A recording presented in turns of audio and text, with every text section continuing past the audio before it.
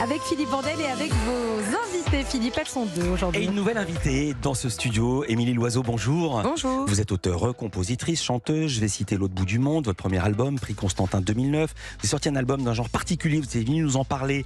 Hommage à Lou Reed, Run Run Run. Le dernier album, c'était Icar, sorti il y a 2 ans. Je n'oublie pas le titre Sister qu'on va entendre tout à l'heure et qui parle justement de votre sister Manon qui est revenue dans ce studio. Parce que justement, votre actualité, c'est celle-ci. C'est vous qui avez composé la bande-son de son documentaire La vie devant elle, qui passe ce soir sur France 2 à 22h45, juste après le téléfilm avec votre copine Julie Gaillet.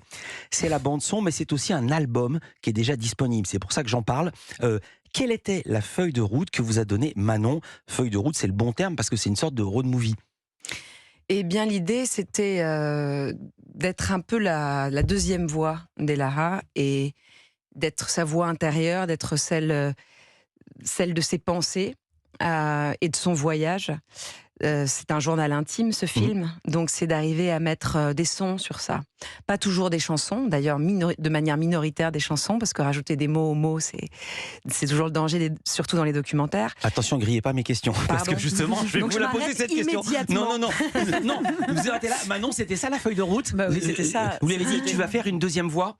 Alors, une deuxième. En fait, je lui ai envoyé au fil de la route et de nos voyages en Grèce les sons d'Elara et les images. Et en fait, tout de suite, Émilie a senti la force incroyable de cette jeune fille afghane qui avance comme ça avec sa caméra. Non, mais avant ça, comment vous l'avez convaincue de travailler avec vous? Parce que ça fait un moment que vous faites des dogs. Émilie, ça fait un moment. Attends, laissez-moi finir la question. Émilie, ça fait longtemps que vous faites de la musique et vous n'aviez jamais travaillé ensemble. Non. Qu'est-ce que vous lui avez dit pour qu'elle accepte? C'est ça, quelle était la feuille de route? Pourquoi elle a dit oui ce coup-ci, alors que j'imagine que vous lui avez déjà proposé avant et qu'elle a dit non? Ou alors, vous ne l'avez pas proposé? Non, c'est la première fois que je peux faire un film où je pouvais avoir de la place pour la chanson, en dehors de la musique, même de la chanson. Et donc je lui ai proposé cette deuxième voix, mais surtout, en fait, il y a une histoire familiale qui est que nos parents, depuis l'enfance, nous ont élevés à toujours accueillir celui qui vient d'ailleurs, à toujours garder les yeux grands ouverts, le cœur grand ouvert, et à pas lui demander ses papiers. Et je crois qu'on a grandi comme ça, avec l'engagement de notre papa notamment, pour les sans-papiers. Et donc il y avait une espèce d'évidence à proposer à Émilie qu'on fasse ce chemin ensemble avec Elara. Émilie, vous avez dit oui tout de suite? Bah oui. Bien sûr, non, j'en sais rien. Tout de suite. Moi, je ne sais pas, je ne suis pas dans l'intimité de la famille. Non, c'est un sujet qui est hyper important pour nous, pour moi, pour lequel je continue de m'engager. Pouvoir écrire sur ce sujet, c'est un sujet que j'avais abordé d'une autre manière par le film sur les enfants, les mineurs isolés dans la jungle de Calais. C'était déjà un défi d'accompagner le regard de ces enfants, leur solitude. Et là, cette jeune fille, cette histoire de femme aussi. Qui est juste à côté et qui va nous rejoindre à la fin de l'émission. C'est vraiment une émission famille aujourd'hui. Émilie, vous avez fait des musiques, on a entendu la bande-annonce. Vous avez également créé des... Parce que ça a lieu sur un tourniquet dans le film. Non, mais les paroles disent quoi? Les paroles disent qu'il n'y a pas de meilleur endroit que d'être chez soi, que d'être dans sa maison. Et vos paroles, ce sont les paroles d'Elara ou c'est les paroles de Manon? Qui écrit les textes? Non, c'est moi qui écris les textes, mais je me suis beaucoup inspirée des mots d'Elara, de ce qu'elle dit dans ce film. Elle a des paroles très, très fortes. Et puis Manon m'avait évoqué Le Magicien d'Oz et Over the Rainbow comme chanson qu'elle pourrait peut-être mettre. Et je me suis penchée sur l'écriture de cette comédie musicale et j'ai réalisé qu'elle a été écrite par 2 exilés juifs après la Deuxième Guerre mondiale.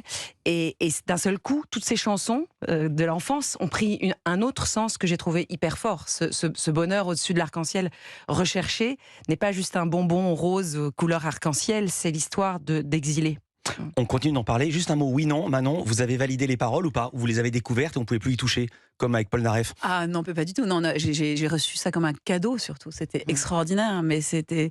Voilà, jusqu'à aujourd'hui, ça me bouleverse à chaque fois que j'entends les chansons d'Émilie, mais surtout, c'était de voir à quel point les paroles et la musique d'Émilie prolongeaient le ressenti d'Elara alors qu'elle ne l'avait pas rencontré, qui était justement... Ce voyage intérieur aussi dans la tête d'un enfant qui essaie de se retrouver une maison quelque part. Et Émilie est allée au cœur de ça et ça a été assez bouleversant. On marque une courte pause et on va prolonger le voyage avec Émilie Loiseau, Manon Loiseau. Culture Média continue sur Europe 1. Culture Culture Média sur Europe 1, Philippe Vandel, vous recevez 2 sœurs aujourd'hui, Manon et Émilie Loiseau. Qui signe ce documentaire, l'une la musique, l'autre le documentaire tout court, La vie devant elle. Ça passe demain à 22h45 sur France 2. Aujourd'hui, oui. En fait, quel imbécile. Comme j'ai écrit ça hier, je le dis demain. Le type qui a un pré-Alzheimer, qui ne sait pas qu'on écrit de la veille pour le lendemain. Comment vous avez travaillé ensemble sur ce film? Il y a 2 manières de faire, à la Lelouch ou à la Godard.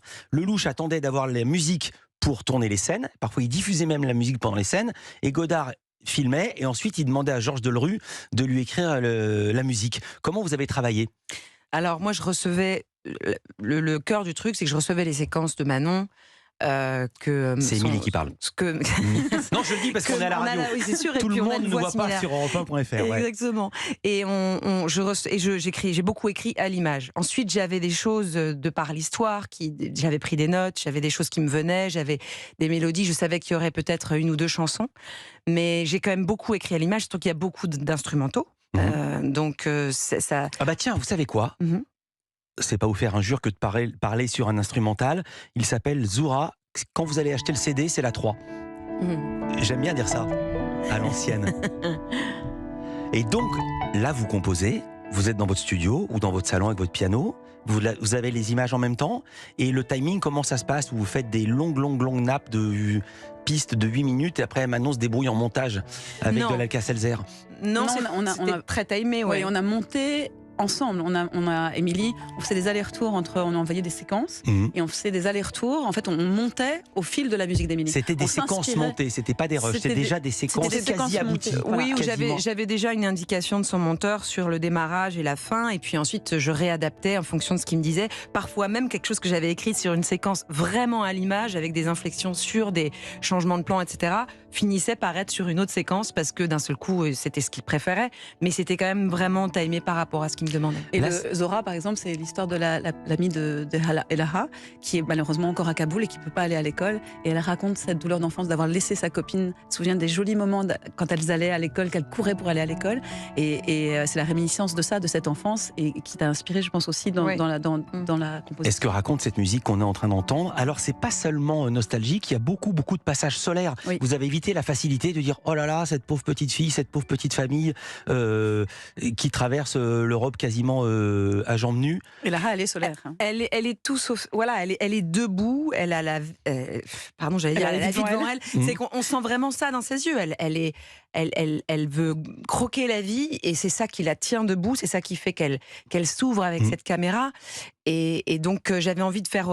Vraiment de parler de ça, de faire honneur à ça, de sa jeunesse, de ce parcours qui est chaotique, qui est pas juste. Ils doivent se battre, et il y a quelque chose de rock et d'électrique et de rugueux que je voulais aussi. Il y a ça dans l'album, et autre écueil que vous avez évité, c'est de faire du folklore. Il n'y a pas les sonorités afghanes remixées à votre sauce, façon les pubs avec l'accent chantant de Provence pour faire croire qu'il y a des cigales. C'était pas l'idée, puis je sais même pas si je saurais vraiment faire ça. Et voilà, j'ai essayé de faire ce que je fais, mais de parler avec elle. C'est quoi? C'est pour ça qu'on vous a invité. Culture Média continue. On est avec Manon et Émilie Loiseau, et on va parler de littérature, on va parler de jeux vidéo sur Europe.